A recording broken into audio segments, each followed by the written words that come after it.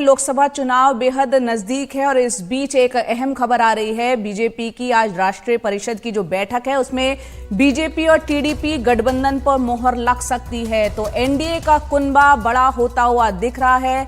आंध्र प्रदेश में एन चंद्रबाबू नायडू के नेतृत्व वाली टीडीपी के साथ गठबंधन हो सकता है और इस बीच आंध्र प्रदेश के जो नेता हैं राष्ट्रीय परिषद की बैठक के लिए वो दिल्ली आए हुए हैं। वो गठबंधन के बारे में अपने विचार से केंद्रीय इकाई को अवगत कराएंगे और सूत्रों के मुताबिक बीजेपी टीडीपी गठबंधन पर स्पष्टता जो है वो पार्टी की जो सेंट्रल लीडरशिप है वो कोई अंतिम फैसला लेगी।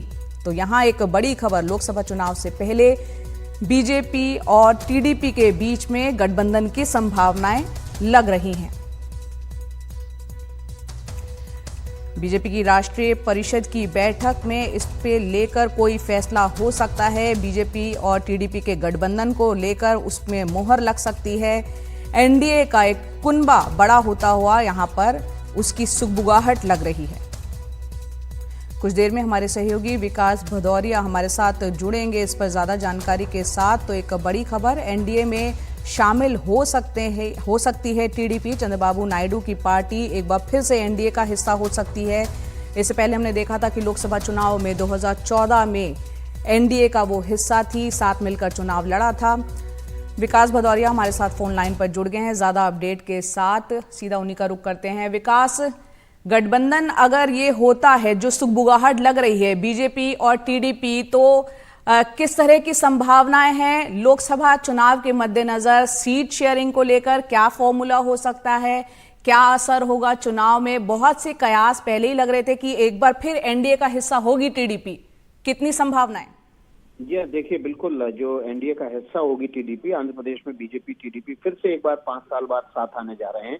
बातचीत चल रही थी, काफी एडवांस दौर में है और ये माना जा रहा है कि कार्य परिषद की बैठक के दौरान जो आंध्र प्रदेश से कार्य परिषद के सदस्य आएंगे, जो आंध्र प्रदेश से बीजेपी के नेता आएंगे, वो सेंट्रल लीडरशिप को इस बात की जानकारी देंगे कि किस तरह से ये जो गठबंधन है वो फायदे में रह सकता है बीजेपी और टीडीपी के लिए। जो गठबंधन है वो इसी परिषद की बैठक के दौरान उस पर मोहर लग सकती है। ये बड़ी खबर है। एनडीटीवी इंडिया अपने दर्शकों के जरिए पूरे देश को ये जानकारी दे रहा है कि इस बैठक पर लगभग आखिरी मोहर इसी परिषद की बैठक के दौरान लग जाएगी। तकरीबन विधानसभा चुनाव और लोकसभा चुनाव चूंकि आंध्र प्रदेश में एक साथ होते हैं, इसलिए 20 विधानसभा सीटों पर बीजेपी दावेदारी कर रही है। उसके अतिरिक्त 6 लोकसभा सीटों पर भी दावेदारी कर रही है। माना यह जा रहा है कि इन्हीं सीटों के साथ गठबंधन होगा। बीजेपी के साथ एक और जनसेना नाम की पार्टी है, उसके लिए भी एक सीट इसी कोटे से देगी। तो इस तरह से टीडीपी और बीजेपी के बीच जो गठबंधन होना है उस पर आखिरी मोहर इसी परिषद की बैठक के दौरान लगने की उम्मीद है। तो बड़ी तैयारी हम कह सकते हैं। एनडीए का कुनबा जिस तरह से आगे बढ़ता चला जा रहा है, यहाँ विकास 2014 में भी जिस जनसेना का आपने जिक्र किया, टीडीपी और बीजेपी साथ मिलकर लड़े थे, तो एक पूरी मुस्तैदी के साथ अब कह सकते हैं कि चुनाव के लिए तैयार है अब ये गठबंधन। जी हाँ, बिल्कुल चुनाव के लिए न केवल तैयार है बल्कि इस गठबंधन पर जो आखिरी मोहर है वो भी परिषद की बैठक के दौरान लग जाएगी।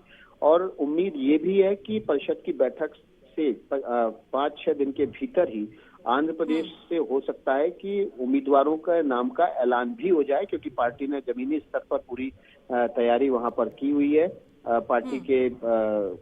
पार्टी की जो लोकसभा सीटें हैं उसको 5-5 सीटों के क्लस्टर में बांट दिया गया है। प्रभारी सह प्रभारी भी नियुक्त हो चुके हैं और जमीन पर जो काम है वो काफी तेजी से किया जा रहा है, ताकि जब गठबंधन का ऐलान होने के बाद कार्यकर्ताओं को कम से कम ये ना देखना पड़े कि अब क्या तैयारी की जाए।